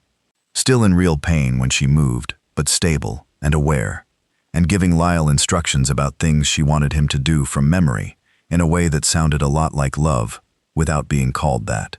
In the third week, she turned a corner. I don't know how to explain it medically. Something changed in the quality of her pain. Less sharp, Donna said, and the swelling had come down. She started sitting up for longer periods. She started asking for things to do with her hands while she was stationary, so Pete found some equipment maintenance that could be done while seated, and she did it. By the end of February, she was standing for short periods with Lyle next to her. The hip wasn't healed. It wasn't going to be healed in any timeline that meant she could hike across rough terrain, but she could be moved in a vehicle if the vehicle was stable enough and the road was smooth enough. This changed the March calculation significantly. We could go, but we'd have to go carefully, and our vehicle choice and route selection would be constrained by Margaret's mobility. I spent a lot of March mornings lying awake in the dark, doing logistics math in my head. But before March, Something happened that I want to describe because I haven't fully sorted out what it means, and I might as well put it in here. In the middle of February, during a supply run, Pete and I found a farmhouse about 8 miles from the compound that had clearly been occupied more recently than the others. The signs were small. A fire pit in the backyard that had been used in the last week, maybe less, based on the ash condition. Food wrappers inside that were still sealed until recently. A water container that had condensation on the outside in a way that happens to things that have just been filled, not things that have been sitting. Someone had been here just before us, very recently. We checked carefully and there was nobody inside. But in the kitchen, on the counter, was a piece of notebook paper with a note on it. The note said, "You are near enough to safety. The frequency is 1070. Try it between 0800 and 0900. That was all. I stood in that kitchen and held that piece of paper for a long time. 1070 AM was the same frequency Owen had heard the settlement transmission on. And someone who had been in this farmhouse very recently and had left without waiting around had left a note for whoever came after them. Not a note that said who they were. Not a note that said, "Come find us." Just, "You're close enough. Here's the frequency." I did not say anything to Pete about my thoughts on this. I folded the note and put it in my pocket and we finished the run. That night I turned on the ham radio and tuned to the 1070 range. Nothing. Static. I tried again the next morning between 0800 and 0900. A voice. A real, live, transmitted voice. And not just a loop. It was a man's voice, middle-aged by the sound of it, doing what sounded like a routine broadcast in a practiced way, the way someone does when they've done it many times. He gave a brief status report, road conditions, visitor protocols, an inventory summary that was clearly intended for people who were part of his group. Then he said, toward the end, "If you are listening for the first time and you are in the northern Chequamegon area, signal back on this frequency with your call sign or a location reference. We are operating. We have fuel. We are not hostile, and we are looking for people with skills." I keyed the transmit button on the ham and said, "Copy on 1070, northern Chequamegon area, 5 people, 1 vehicle, mechanical and medical skills, looking for more information before committing to anything." There was a pause of about 30 seconds. Then, "Copy that. Understood on all points. That's exactly the right answer. Try us again tomorrow. Same window." I sat there in the truck with the radio in my hand. Donna was outside when I got out of the truck, working on the water setup. She looked at my face and said, "Something happened." I told her. She was quiet for a moment. Then she said, "Is it real?" I said I didn't know, but somebody left us a note with that frequency on it. In a farmhouse, 8 miles from here, recently. "Could be a trap," she said. "Could be. But you want to go." I didn't answer right away. Then I said, "I want to know if it's real. There's a difference." "Is there?" "Fair question." I went inside. The next 3 weeks were the strangest period of the compound time because we were simultaneously preparing for a potential departure and conducting increasingly detailed radio conversations with people we'd never met who were claiming to be exactly what we needed. The broadcasts were real in the sense that they were consistent and specific and didn't change in the ways that a deceptive broadcast would change. The man on the radio, his name was Tanner, which I'm including because he volunteered it readily, and specificity usually indicates honesty, knew the roads in the area, knew the fuel conditions, described the compound he was operating in terms that matched what I'd expect a real facility to look like. He had medical capacity, he said, which mattered for Margaret. He had fuel, which mattered for everyone. He had, and this is the one that got Lyle the most, a functioning veterinary practice, operated by a woman in the settlement, who'd been the county vet before everything fell apart, and who had adapted her skills to general medicine with remarkable effectiveness.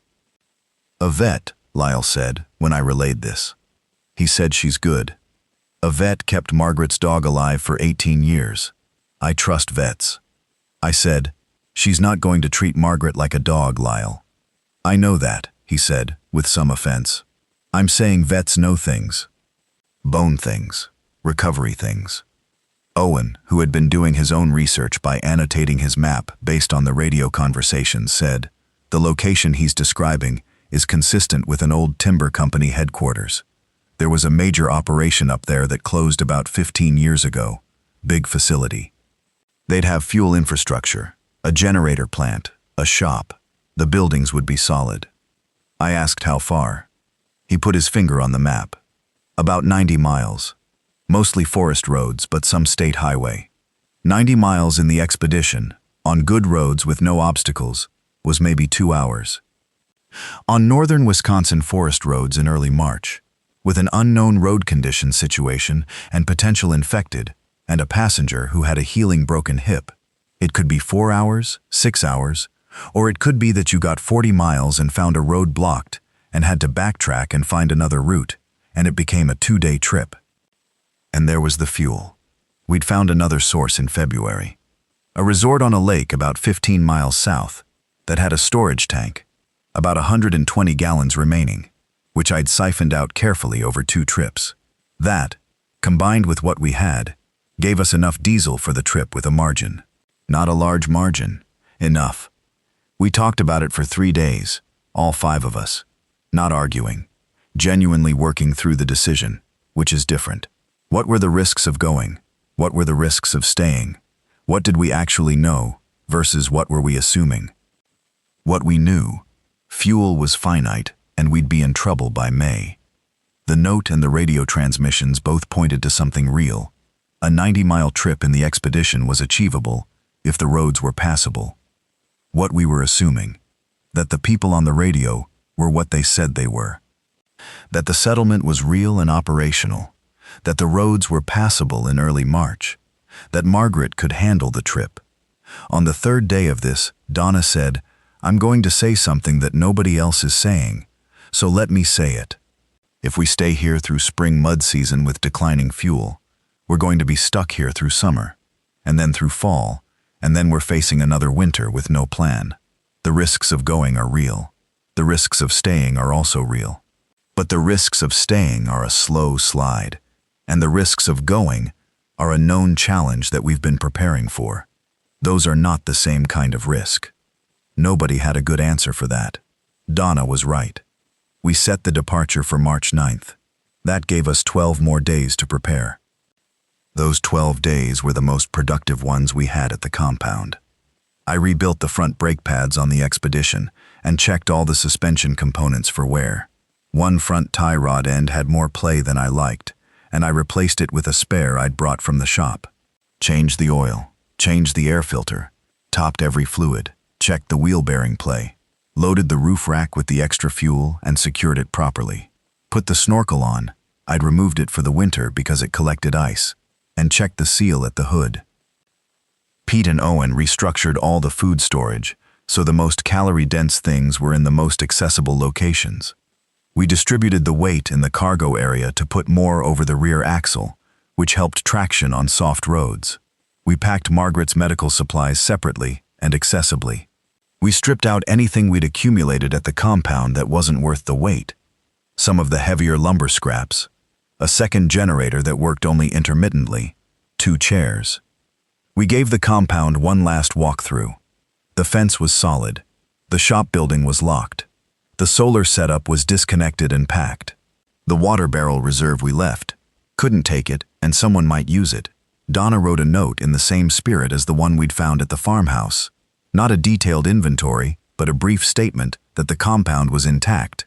The water pond was potable with filtration, and there was information to be found in the shop if anyone needed it. She left it on the desk in the office. On the evening of March 8th, we ate the last of the frozen deer meat from the compound's improvised freezer. The cold had kept it, and we weren't taking a freezer with us, so we cooked all of it. Venison stew, with dried mushrooms and the last of the good spices. It was the best meal I'd had since October. Lyle said grace, which he'd done every night since the first week. Short, unreligious in the denominational sense. More a kind of acknowledgement that the day had been survivable, and that was worth noting. Margaret sat at the table with help and ate a full bowl. We slept well, all of us. March 9th. Up before light. Temperature was 9 degrees, which was good. The ground was frozen solid, and frozen ground is infinitely better to drive on than thawed ground. The sky was clear, and the stars were still out when I walked the fence line at 5 in the morning. A last routine check of a place that wasn't going to be home after today.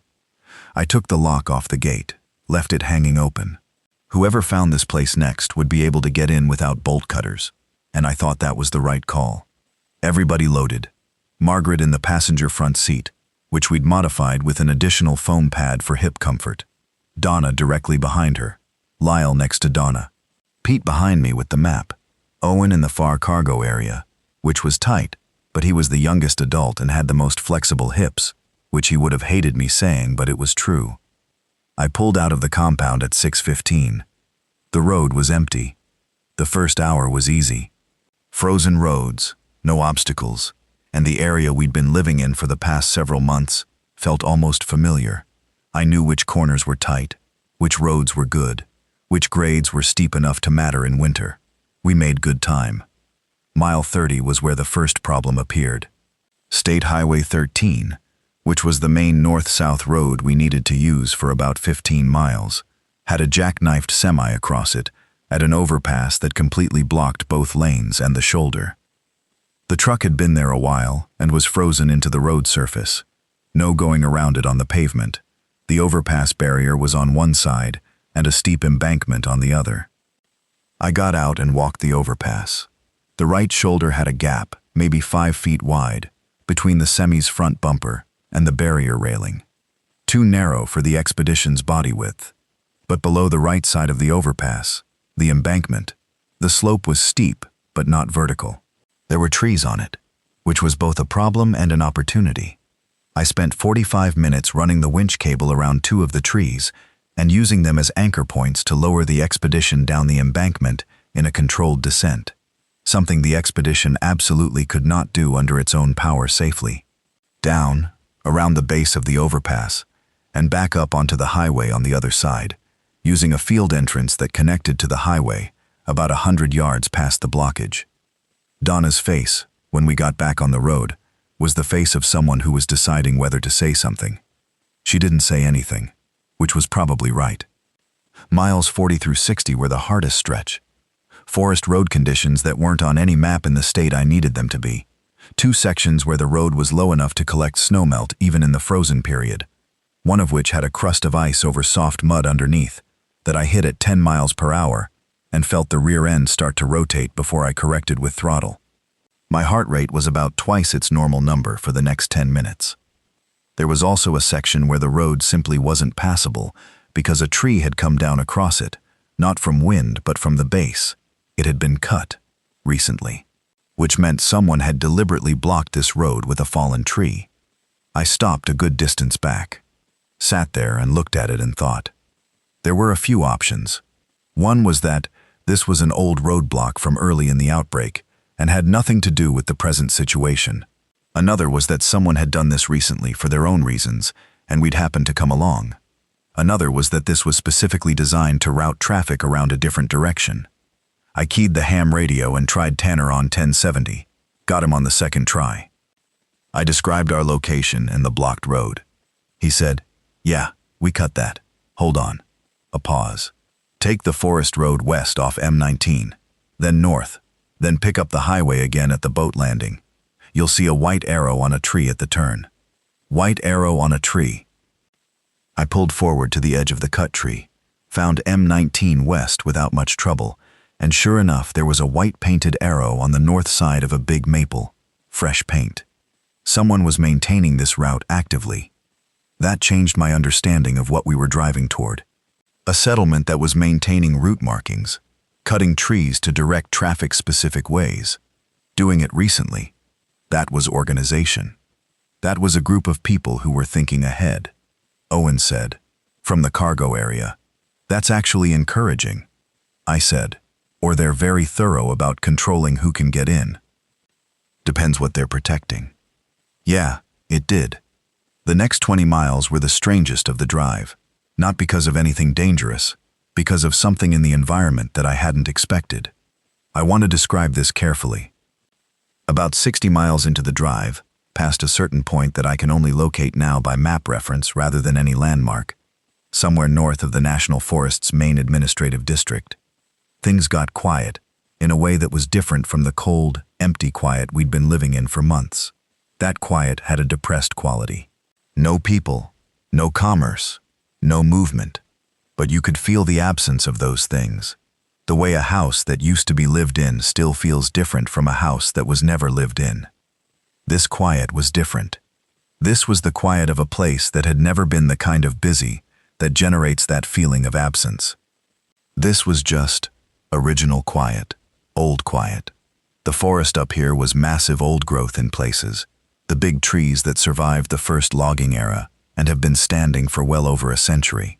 The snow was undisturbed on every surface. The road was visible only by the absence of trees, not by any maintained surface. And there were no infected. For the last 15 miles of the drive I saw nothing. Not one. Pete noticed it too. He said, quietly, "Where are they?" I said, "I don't know. Is that good or bad?" I had to think about that. "Probably good," I said. "Maybe not." Donna said, from the back. This far north, the population was never dense enough to generate the numbers you'd see further south. They don't come from nowhere. They come from wherever people were when it started. That made sense. The forest up here, at its densest, had maybe one person per square mile in some sectors. If you assumed that the infected came from the places people had been, towns, farms, suburbs, and that they drifted in general patterns rather than targeted ones, then the northern reaches of the biggest forest in the state would be the last places to see significant numbers. The light was going flat and orange in the west, mid-afternoon light in early March, when Owen said, from the cargo area, there, through the windshield, between the trees, a clearing, and in the clearing, buildings. Structures, plural, not a single farmhouse, but a compound in the serious sense. A main building that was 2 stories, substantial, clearly commercial or industrial origin, looked like the headquarters building of a serious operation. Several outbuildings. A perimeter that I could see in the low light, because it was defined by poles with lights on them, actual working lights, low-level LED path lights running on some kind of power, and a gate, with 2 people at it. I stopped the truck at the edge of the clearing. Let the engine idle. One of the people at the gate held up a hand, not a threatening gesture, more like, "We see you, give us a minute." He turned and said something to the other person, who went inside. Tanner's voice came on the radio. "The red truck with the roof rack. You made better time than I thought you would." I said, "Had a good map." He said, "Gates opening. Come in slow. There's a lot of kids here, and we have a strict speed limit of 5 miles per hour inside the wire." Kids. There were kids. I hadn't heard that word in 4 months. Margaret made a sound, not a word, just a sound. I drove through the gate at 4 miles per hour. The settlement was called, practically and without romance, the depot, because that's what it had been, a timber company depot. The main building was the old headquarters and had been insulated, reinforced, and converted to a residence and common space for the approximately 60 people living there. 60 people. I hadn't seen 60 people in 4 months, and now they were all there. And some of them came out to watch the expedition come through the gate. And the kids were real. There were actually children. 3 of them that I could count immediately. One of whom was no more than 6 years old. And she had a stuffed rabbit under her arm, and watched us park with the frank curiosity of a 6-year-old who'd been doing this long enough that new arrivals weren't scary, just interesting. Tanner was a man in his mid-50s, with a mechanical quality to his movements that I recognized as someone who spent a lot of time solving physical problems. He shook my hand and said, "Good to finally meet you. I've been watching your progress on the map." I said, "You have eyes on the road?" He said, "Trail cameras. Battery-powered, motion-triggered. We have about 40 of them out on the approach routes. Trail cameras on the approaches. That was good thinking." He led us inside. The main building had a common room on the ground floor that had working lights, real overhead fixtures, not LEDs, actual incandescent light, which was something I'd forgotten existed. and a wood-fired stove system that kept the space genuinely warm, not just survivably warm, warm. The woman who came to look at Margaret was named Bev. She was the vet Tanner had mentioned. She was around Donna's age, in practical clothes, and she assessed Margaret the way you'd hope a competent person would, directly, without drama, asking the right questions and waiting for the answers before moving to the next ones. She told Margaret that she could help, that the healing was already happening in the right direction, that with proper support and time, and some additional interventions she could manage, that she wasn't going to promise things she couldn't deliver, but that she could deliver more than what we'd been working with. Lyle sat next to Margaret and didn't say anything, and his face did the thing faces do when relief comes, after something that's been a sustained effort. Tanner gave us a tour that evening. The fuel situation was as he'd described. They had an underground diesel storage tank from the timber operation, roughly 8,000 gallons remaining, and a careful rationing system that was extending it as long as possible. The shop was operational and had things in it that I hadn't seen in months. An actual metal lathe, a TIG welder, a drill press, inventory of parts and materials that rivaled what I'd had in my own shop on a good day. When he took me into the shop and I stood there in the light and looked at it, I had to take a breath, because something happened to my chest that I wasn't expecting. He noticed. He said, "Yeah, the shop is something." I said, "I've been improvising for 4 months." He said, "I know. We've been waiting for someone who wouldn't have to be told what to do in here." The implication was clear enough. We ate with the community that evening, 60 people, mostly adults, 4 couples, the 3 children who belonged to 2 of those couples. Real food. Not extravagant, bean stew and cornbread and dried apple slices, but made with care and eaten together at actual tables, with people talking around them. Pete sat next to a young woman named Jo, who'd been a social worker in Duluth before everything, and who immediately began asking him questions about where he'd come from, and I watched his face slowly relearn the expression of someone who's being seen by another person, rather than just being next to them. Owen had his map out before the meal was half done, and was in a corner with 2 of the settlement's navigation people, comparing notes in the focused way of people who share a technical obsession. Donna helped clear the tables without being asked. Lyle sat with Margaret, who was in a chair with her leg properly elevated on a cushion, and they didn't talk much, just sat close. And me.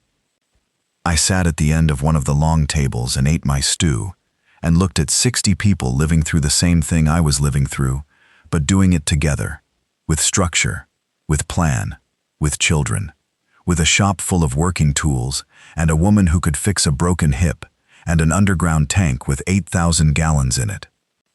Tanner sat down across from me eventually, after most of the settling had happened. He had a mug of something and he looked at me the way someone looks when they want to have a real conversation and they're deciding how to start. He said, "Your vehicle is the best-built private rig I've seen come through here, and we've had a lot of rigs come through. Who built it?" I said, "I built it." He said, "I know. I'm asking rhetorically. What I'm actually asking is, are you staying?" I looked at the room, at Pete learning to remember how to talk to someone, at Owen drawing arrows on his map, at Donna already organizing something on the serving table, at Lyle and Margaret in the corner. "I don't know yet," I said. "I need to think about what staying means." He said, "Fair enough. The shop's open whenever you want to look around." He got up and went to talk to someone else, and I sat there for a while longer. Outside, after dinner, I sat in the expedition for about an hour. Not because I needed to. The building was warm, and there was space for us to sleep inside. I sat in it because after 4 months it felt more natural than anywhere, with walls and ceiling. The seat had the exact depression in the cushion that fit my shape. The steering wheel had the wear pattern from my hands. The radio channels were set to the ones I'd been monitoring. And the smell, diesel and oil and my own living smell mixed in, was more familiar than anything in that building. I turned the radio on low. Checked the frequencies. Nothing new on the emergency bands, same as it had been for weeks. On 1070 there was nothing until Tanner's evening broadcast started. The same routine one I'd been hearing for 3 weeks. And I listened to it all the way through for the first time, instead of the relevant parts. He talked about the settlement's needs.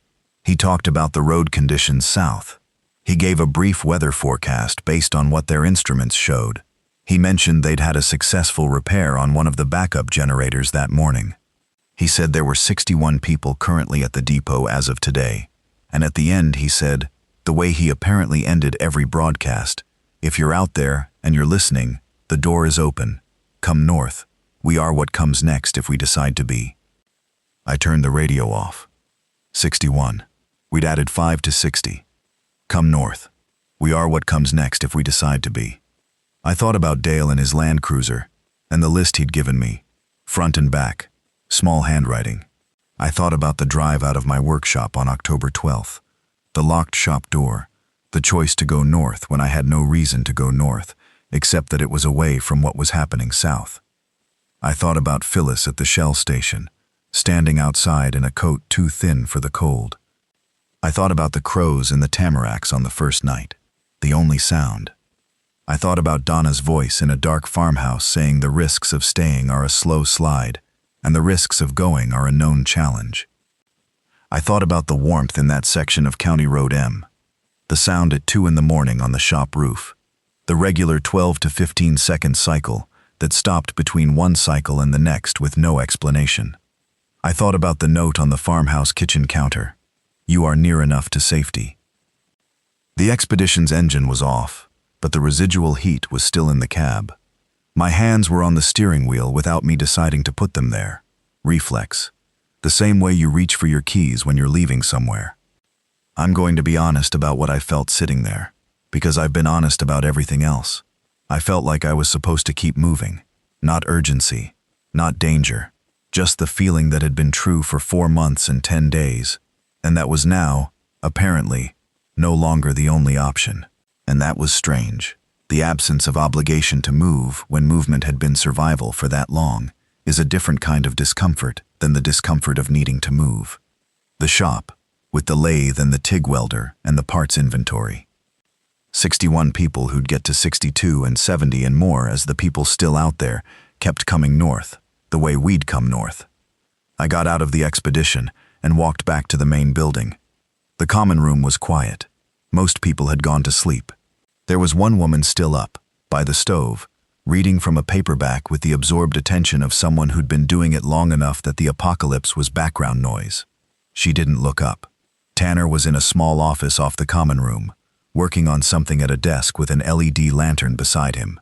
The door was open. He looked up when I appeared in the doorway. I said, "Tell me about the shop schedule. Who's using it now?" He said, 3 people, with basic mechanical skills. Nobody who's formally trained. What's the most pressing thing it needs to do? He thought for a moment. We have 2 vehicles that need significant work. A generator that's running rough.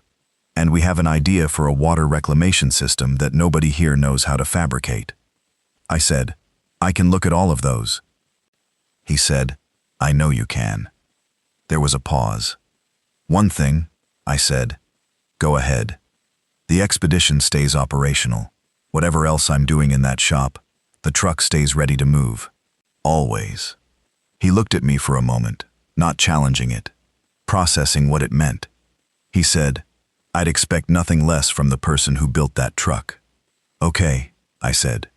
"Okay," he said. I went to find where Pete and Owen and Donna and Lyle and Margaret were sleeping, and I found a space near the stove on the ground floor, and I lay down on a sleeping pad that was not as good as the one in the truck, but was inside and warm, and I looked at the ceiling and listened to 61 people breathing in the dark. Outside, the forest was quiet, not depressively quiet, old quiet. The trees were standing the way they'd been standing for 100 years, which is to say, they didn't care what was happening at their feet, and they were right not to. The expedition was parked against the east wall of the compound. Ready. I knew exactly what it had in it, exactly how much fuel, exactly what condition every component was in, exactly what it needed and what it could handle. I knew it the way you know the back of your own hand, which is a cliché, but it's a cliché because it's true. In the morning, I was going to look at a generator that was running rough, and I was pretty sure I knew what it was before I'd heard it. Because generators that run rough in northern Wisconsin in March usually have the same few problems, and I'd fixed all of them at various points in the last 16 years. That was something I knew how to do. That was something that mattered. 61 people. The door is open. What comes next if we decide to be? I decided. I want to finish this the right way, which means I need to tell you about something that happened 2 weeks after we arrived, because it was the thing that made everything I've described feel like it had a shape rather than just a sequence. I was in the shop. This was my 10th day of working in it, working through the vehicle backlog and the generator, when Pete came in and told me there was something outside the wire on the south road that I should probably look at. I followed him out. Tanner was at the gate with the binoculars, looking south. He handed them to me without saying anything. At the edge of the tree line, on the road we'd come in on, there was a vehicle, a Land Cruiser, old, beat up, clearly having been through a significant amount since it was manufactured. It was parked on the road about 300 yards back, not moving, and the engine was running. I could just see the exhaust in the cold air. It sat there for about 2 minutes. Then it moved forward, slowly, toward the gate. When it stopped at the gate, the window went down. The driver was a man I'd never met. He looked like he'd been doing this for a long time, longer than me. He looked at the settlement, at the lights, at the gate, at me. He said, "Is this the place?" I said, "Depends what you're looking for." He said, "Somewhere that's trying." I looked at Tanner. Tanner nodded. I stepped back from the gate and said, "Come on in." The Land Cruiser pulled through. It was a different Land Cruiser than Dale's, obviously. But it had been rebuilt, lifted, snorkeled, storage in the back, a fuel setup, solar on the roof. Somebody had built it for themselves. Dale's voice, in my head, again. Calm, no drama about it. "You should build one for yourself." Yeah, I did. And here we are. That's the whole story, or most of it. The parts that matter. The parts that shaped the months that came before this current moment and the moment before that. There's more that happened and will keep happening, because it doesn't stop happening.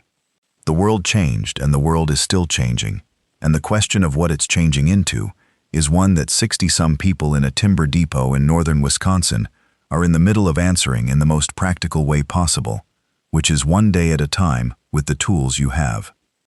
What I know right now, the generator I fixed is running clean. The 2 vehicles that needed work are operational. The water reclamation system is in fabrication, 2 weeks from being tested. The Expedition is parked against the east wall, fuel topped, fluids good, tires checked, ready. Margaret is walking, short distances, with a cane that Lyle cut and shaped from a piece of ash that fell during a windstorm. She doesn't like the cane.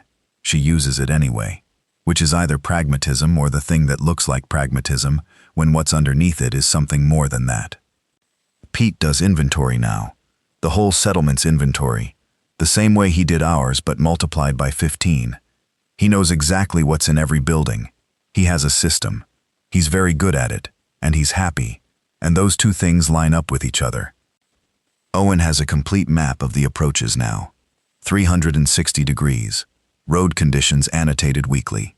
He knows about the routes in a way that means we won't be surprised by things that used to surprise us. Donna is herself, which means she's essential and doesn't need anyone to say so, and doesn't want them to. She and Bev have built something between them that I don't fully understand, but that involves shared meals and an ongoing argument about a medical protocol, and what sounds like, when I walk past the room they're in, genuine good humor. Which is different from pretending everything is fine and deserves its own acknowledgement. Lyle checks the perimeter with me in the mornings. He never asked to. He just started doing it. We walk the fence without talking most of the time, and that suits both of us fine. The kid with the stuffed rabbit, whose name I eventually learned is May, has decided I'm interesting, which I take as a neutral data point rather than a compliment. She shows up in the shop sometimes and watches me work without saying much. Last week she handed me a ratchet without being asked when she could see from my angle that I needed one, and I said thank you and she said you're welcome, with the gravity of someone who takes the transaction of tools very seriously. That was, I don't know. I don't have the right word for it. Good, but that's too small. Something about the future feeling less theoretical. Outside the wire, things continue. We hear them on the radio, in the fragments and updates that come through when they come through. We see evidence of them on the trail cameras, the drift south of us that's slow and ongoing, and that hasn't reached this far yet, and may not for a long time. We don't know, and we've stopped pretending we can know. What we can know is this: the fence is sound. The fuel tank has 7,400 gallons remaining, and we're adding to it from discovered sources faster than we're using it. There are 67 people here now, as of last week when 2 more came through the gate, a man and his teenage daughter in a pickup truck, and they had skills and good hearts, and were willing to fold into the routine. 67. The shop is warm in the mornings when I get there early. The lathe makes the sound lathes make, which is a good sound. The work is specific and real, and I know what I'm doing and why, and I can see it being useful. I check the expedition every morning still. Same check, same order, same finger on the same tire to feel the pressure, same look at the oil dipstick, same key in the door to confirm it starts. It's ready. It will always be ready. I am not ready to be the person who doesn't keep it ready, and I don't think that person is coming. But I'm also, and this is the honest part, the part where I stop hedging, I'm also not planning to leave. Not right now. Not tomorrow. Maybe not for a long time.